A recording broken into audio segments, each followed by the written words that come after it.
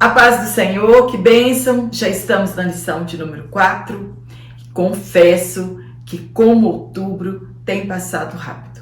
Graças a Deus por isso. E para você que está aqui pela primeira vez, sou Jane Martins de Souza, professora e superintendente de escola bíblica dominical. É um privilégio muito grande para cada um de nós podermos servir no reino de Deus no ministério do ensino. É um ministério árduo, exige dedicação de cada um de nós, mas eu acredito que quando somos chamados, tomamos prazer em cumprir e exercer o ministério da nossa vocação.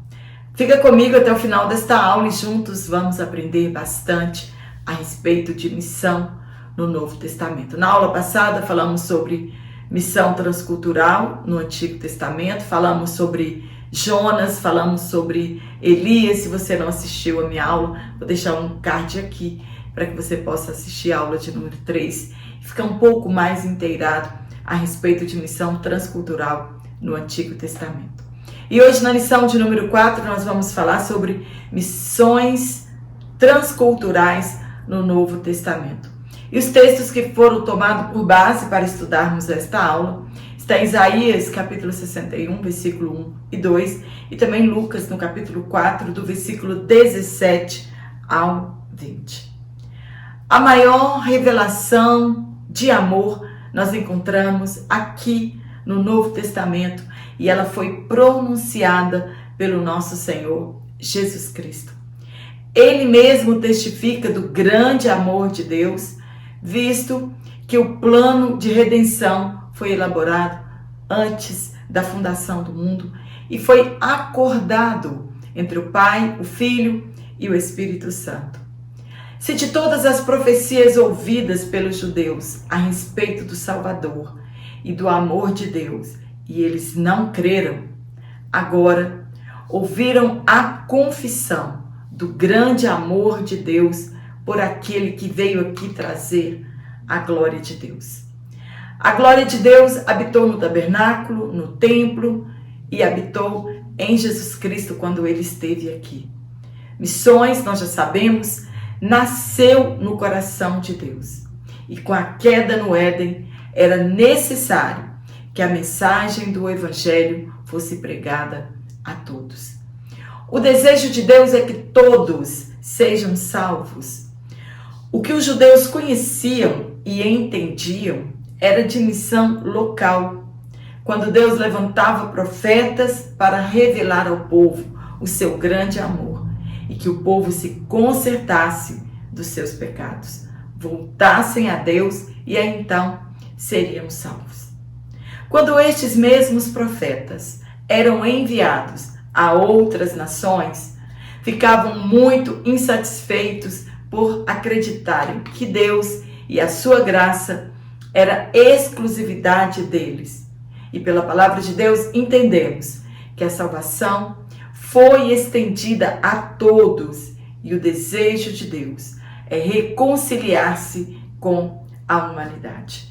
No Antigo Testamento e no Novo Testamento, Israel fracassou em sua missão evangelizadora. E era chegado à plenitude dos tempos em que Deus colocaria em ação o plano redentor, a única maneira de a humanidade reconciliar-se com Deus. O plano de enviar Jesus Cristo foi uma missão transcultural. Jesus deixou seu reino de glória nos céus e veio aqui reconciliar o homem com Deus.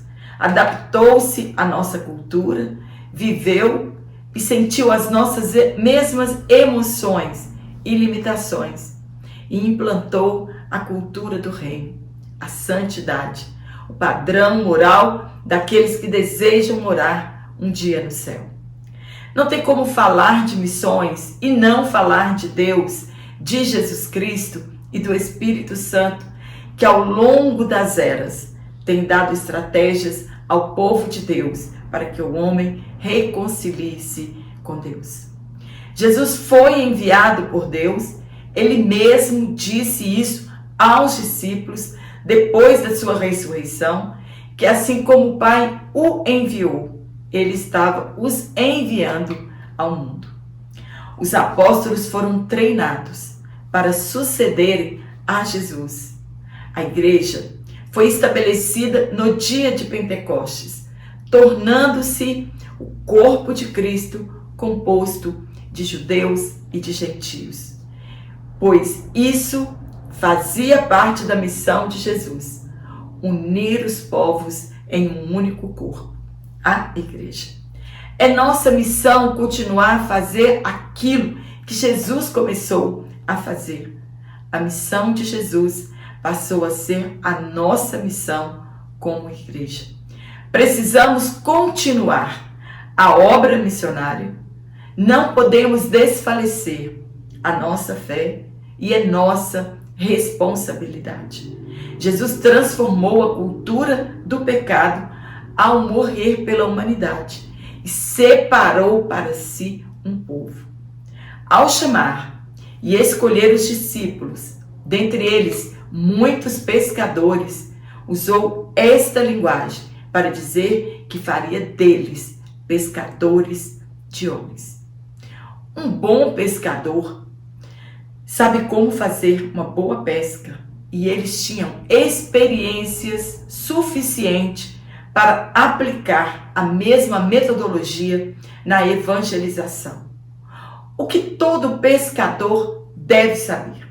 Vejamos algumas dicas. Valorizar o silêncio.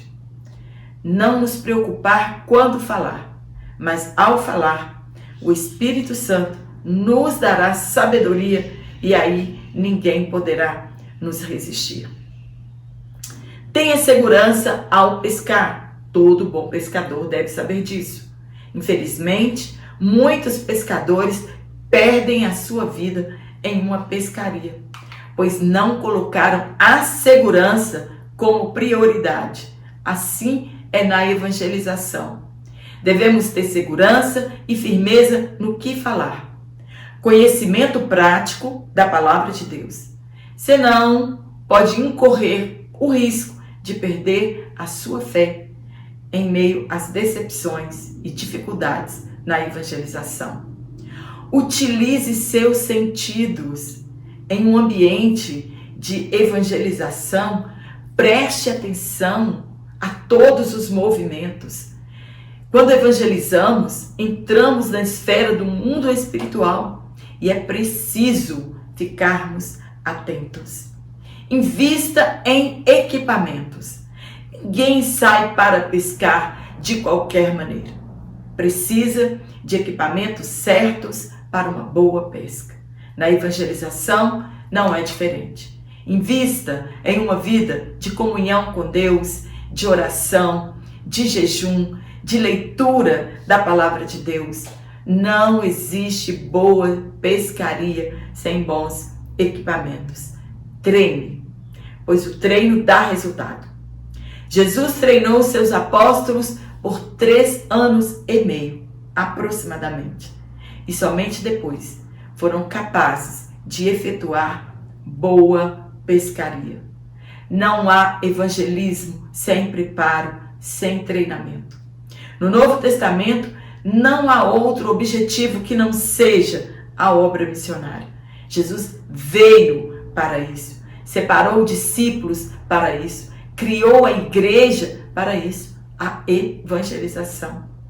Os evangelhos retratam missões, o livro de Atos, e diga-se de passagem que sem este livro não entenderíamos a obra missionária do século I. As cartas e o Apocalipse são instrumentos de um verdadeiro trabalho missionário.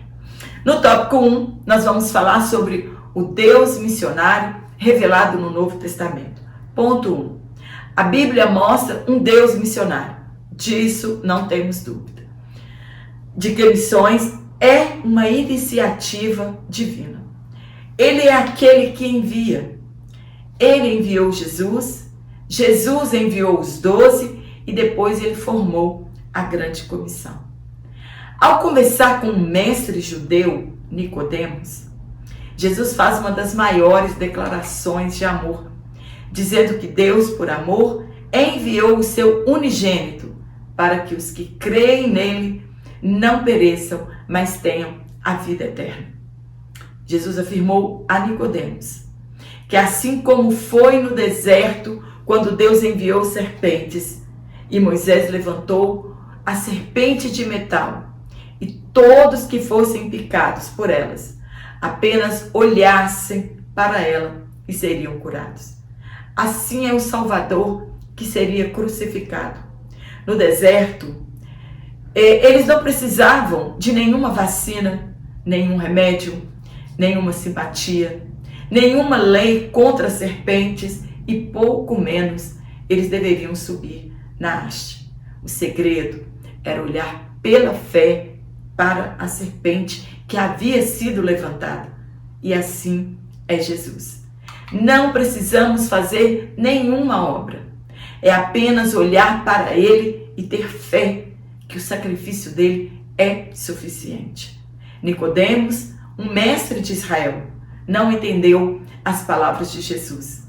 Israel não era mais o povo detentor da salvação.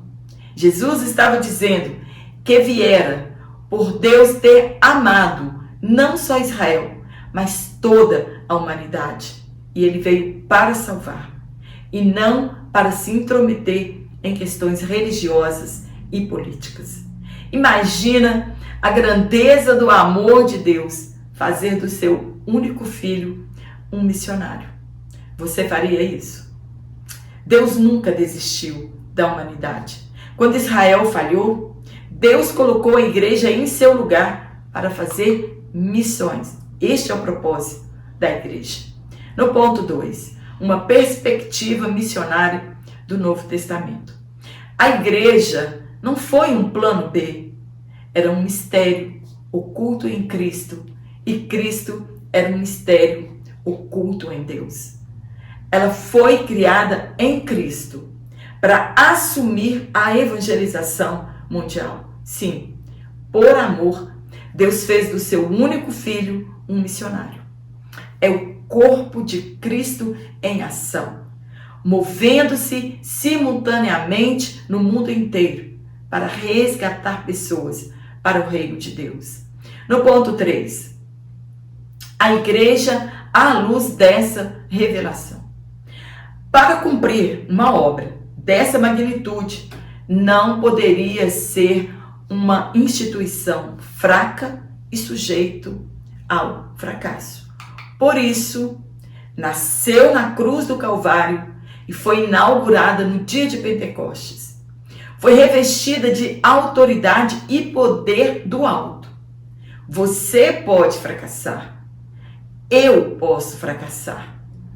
Mas a igreja de Cristo, ela segue triunfante pelo mundo. Jesus disse que as portas do inferno não irão prevalecer contra ela. É tarefa da igreja anunciar o evangelho. Devemos terminar o que Jesus começou a fazer. Essa missão começou em Deus, que enviou Jesus Cristo com a mesma missão e perdura até que ele volte outra vez. No tópico 2, nós vamos falar sobre missões nos evangelhos e em Atos dos Apóstolos. Lembrando que eu vou deixar na descrição desta aula o link do meu WhatsApp, você fala diretamente comigo, e também o link do meu Instagram, se você quiser me seguir em minhas redes sociais. E lá você vai entender como você pode receber este PDF único, ou se preferir, você pode ser um assinante trimestral e receber todas as aulas do trimestre. Quero lembrar você que em novembro eu vou tirar uns dias de folga e provavelmente deixarei de publicar 2 ou 3 aulas. Preciso de um descanso, né? Nós sabemos que lecionar exige muito de nós e muito mais aqui ainda trazer aqui subsídio para os professores. O Novo Testamento é a teologia em ação, é a teologia missionária. Se o cristianismo não fosse uma religião missionária e os apóstolos não tivessem sido missionários, não teríamos o livro de Atos dos Apóstolos e nenhuma epístola. Com exceção de Mateus, até mesmo os evangelhos foram escritos para igrejas missionárias. No ponto 1, nos evangelhos, Mateus, ele escreveu aos seus compatriotas judeus que Jesus cumpriu as profecias do Antigo Testamento e que ele era rei. Marcos escreveu aos romanos e apresentou Jesus como servo ministrando aos necessitados. Lucas, ele escreveu aos gregos e lhes apresentou o Filho do Homem, o Salvador compassivo. E João escreveu tanto para judeus quanto aos gentios, apresentando Jesus como o Filho de Deus. Todos afirmaram ser Jesus, o enviado de Deus para a salvação. Foram inspirados a escrever pela mesma natureza missionária que inspirou os escritores do Antigo Testamento. O motivo é para que as pessoas, em todas as eras, possam conhecer o Senhor Jesus Cristo. O mundo vive refém do pecado, do engano e do diabo. E somente Jesus, a verdade, pode libertar as pessoas deste jugo. Devemos crer e permanecermos firmes, e assim seremos seus discípulos, e conheceremos a verdade, e ela nos libertará. Por esse motivo, os evangelhos terminam com o mandato da grande comissão. No ponto 2, nos Atos dos Apóstolos, os missionários Filipe e Pedro. Em Atos cumpriu-se a promessa que Jesus fizera a Pedro, em que lhe entregou a chave do reino. Depois da descida do Espírito Santo no cenáculo, Pedro ousadamente pregou o evangelho do reino e quase 3.000 almas se renderam a Cristo. E quando foi aberta esta porta, nunca mais se fechou. Começaram a evangelizar, porém queriam ficar ali no conforto de Jerusalém. Uma perseguição se levantou contra os cristãos e alguns deles foram dispersos, levando a semente do evangelho. Filipe, disperso, foi conduzido pelo Espírito Santo ao deserto de Gaza, ainda região dos filisteus. Nesse sentido, foi o primeiro missionário transcultural da igreja primitiva e, encontrando um eunuco e oficial da Etiópia, lhe anunciou o evangelho. Pedro, ele abriu a porta do evangelho aos gentios, anunciando o evangelho ao centurião Cornélio e toda a sua família. A cidade de Gaza foi fundada aproximadamente no século V a.C.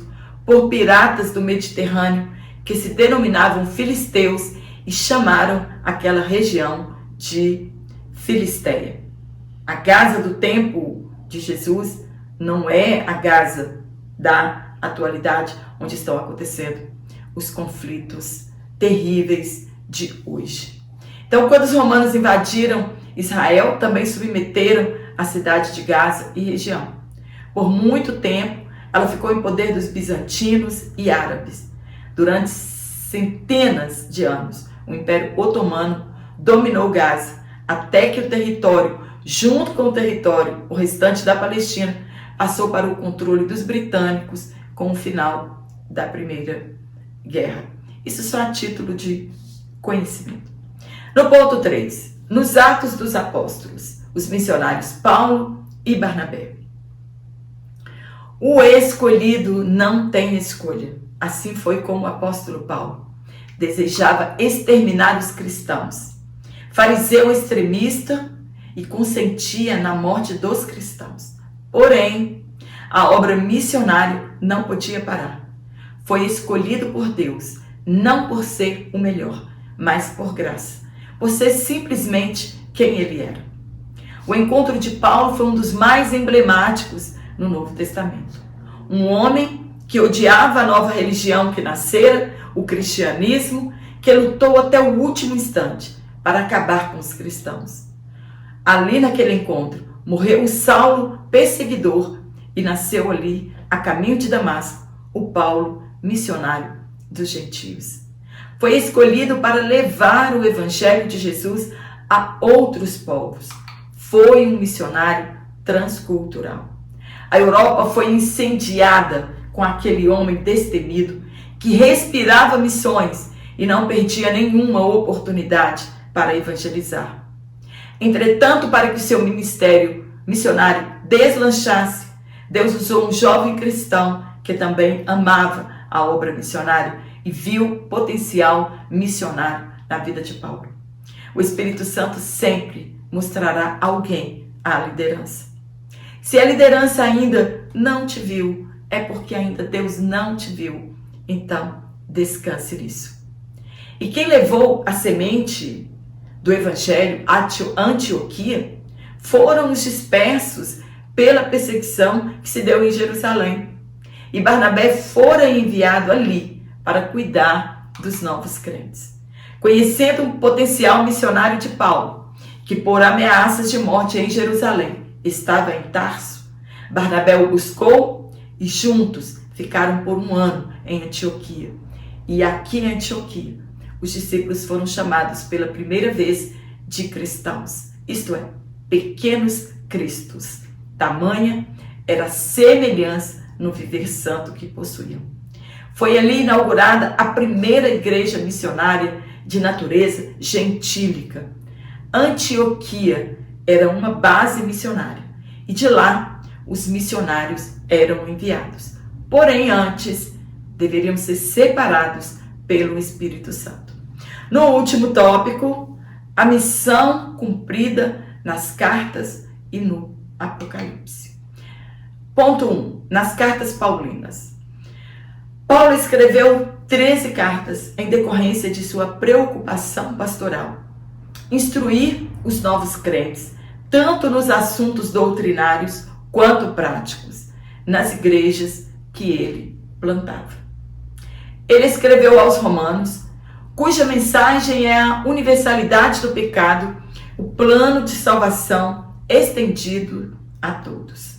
Escreveu primeira e segunda Coríntios para defender o seu apostolado, para refrear as facções formadas naquela igreja. A imoralidade sexual havia tomado conta da igreja e também para reforçar a ação imediata aos que estavam em pecado. E também o abuso que havia na Santa Ceia do Senhor e tantas outras coisas. Escreveu Gálatas para reforçar seu apostolado, esclarecer sobre o poder do Evangelho, para reiterar sobre a salvação pela fé em Jesus Cristo e que a santificação não é por obras legalistas, mas pela obediência. Efésios escreveu nesta carta não para tratar de heresias ou erros, mas para que compreendessem melhor os propósitos de Deus e a sua graça, sobre o mistério de Cristo e da igreja, sobre a união dos gentios e judeus. Filipenses escreveu por vários motivos, dentre eles a agradecer a ajuda recebida, encorajá-los a se manterem firmes e se alegrarem diante das perseguições. Colossenses escreveu para combater a filosofia humana, refutar as heresias e mostrar a suficiência de Cristo. Primeira e segunda Tessalonicenses escreveu para incentivar os crentes a se manterem fiéis em meio às perseguições, reforçar a doutrina da ressurreição e que a nossa esperança está no porvir. Primeiro e segundo Timóteo escreveu para que ele, Timóteo, refutasse os falsos ensinos, supervisionasse os assuntos na igreja de Éfeso quanto ao culto e à nomeação de líderes eclesiásticos. Tito escreveu a Tito, que estava na igreja em Creta, que era uma ilha, para dar-lhe autorização para enfrentar os opositores e os falsos mestres. Filemão escreveu para que um escravo fugitivo, Onésimo, que se convertera, fosse reintegrado e recebido como irmão, e que não lhe fosse aplicada a pena capital de Roma. E também para esclarecer a respeito da escravidão no cristianismo, e se ele o devia alguma coisa que fosse colocada na conta do apóstolo Paulo. E Hebreus, há quem afirme ser essa carta escrita por Paulo, mas ninguém pode afirmar isso. E ela foi endereçada aos judeus convertidos. Hebreus foi escrita para reforçar a fé de alguns, que devido às provações queriam desistir, para revelar a superioridade de Cristo, e que ele cumpriu toda a lei cerimonial, e que Jesus é o nosso sumo sacerdote, além de trazer muitos ensinamentos para o cristão. No ponto 2, nas cartas gerais, a designação refere-se ao fato de, ao contrário das epístolas paulinas, não terem sido dirigidas a igrejas ou a indivíduos em particular, mas antes a um círculo mais amplo e até mesmo à igreja como um todo. As 7 cartas universais, desde o IV século, são também conhecidas como epístolas gerais. Tiago, 1º e 2 Pedro, 1º, 2º e 3 João e Judas. Cada uma delas expressa as verdades para um viver santo, e não teremos tempo aqui de abordar sobre todas elas. A carta de Tiago nos ensina o viver santo, o perigo da língua, as obras sem fé, a submissão a Deus. Pedro nos assegura a nossa posição de povo de Deus, nos alerta sobre o combate espiritual, a nossa vigilância, o tempo de Deus e o tempo do homem. No ponto 3, Apocalipse, uma carta de despertamento às 7 igrejas da Ásia, e que hoje é representada por todos os crentes no mundo. Ela retrata o céu, o inferno, os novos céus e nova terra, os acontecimentos futuros. É realmente uma carta missionária que nos conduz ao arrependimento e ao novo nascimento. Ela revela o final de toda a humanidade, o julgamento da humanidade e também das potestades do mal. João relata que Deus se interessa pela salvação de todos e que Jesus comprou povos de todas as línguas e os constituiu reino sacerdotal. Amém? Espero ter te ajudado com este comentário. Se você gostou, dá um curtir aqui. Isso ajuda meu canal a continuar crescendo e que chegue ao alcance de outras pessoas. Se você ainda não se inscreveu no meu canal, faça isso. Se inscreva no meu canal. Isso vai me ajudar bastante. E também, se você deixou de receber as minhas aulas semanalmente, desative os sininhos das notificações. Conte 10, 15 segundinhos e depois você ative novamente. E aí você continuará recebendo as minhas aulas semanalmente. Quero mandar um abraço para todos vocês e quero falar aqui onde as minhas aulas têm chegado à cidade, onde tem irmãos que também estão buscando subsídios bíblicos para as nossas EBDs. Muito obrigada pelo carinho, né? Você que tem comentado nas minhas aulas, isso ajuda muito. Obrigada pelas orações e obrigada a você que falou de onde você é. Então eu quero mandar um abraço para os irmãos que estão em Fortaleza, em São Miguel do Gostoso, no Rio Grande do Norte, em Cuiabá, Mato Grosso, Jaboticaba, em São Paulo, Betim, Minas Gerais, Guaxupé, também Minas Gerais, Uruçunga, em Santa Catarina, Olinda, Pernambuco, Bom Jesus da Lapa, oeste da Bahia, para os irmãos de São Paulo, para os irmãos que estão em Mauá e em São Bernardo, também em São Paulo, Barreiras, em Bahia, Maragogi, em Alagoas, Salvador, Bahia, Saquarema, no Rio de Janeiro, Natal, no Rio Grande do Norte, Rio de Janeiro, São José do Meriti, no Rio de Janeiro, Gurupi, em Tocantins, Rio dos Cedros, Santa Catarina, Água Azul do Norte, no Pará, São Vicente, em São Paulo, muito obrigada pelo carinho de vocês. Nazaré da Mata, em Pernambuco, São João da Fronteira, no Piauí, Grajaú, em Vizela, em Portugal, muito obrigada pelo carinho, em Castelo, São José do Calçado, em Gandu, Bahia, Alvorada do Oeste, em Rondônia, Jerônimo Monteiro, no Espírito Santo, Maceió, em Alagoas, Serra, no Espírito Santo, Goiânia, Girassol do Oeste, no Mato Grosso, Nova Iguaçu, Mairiporã e São Luís do Maranhão. Forte abraço a todos vocês, tenham uma boa aula e eu te espero aqui na próxima semana, se Deus assim nos permitir. Então.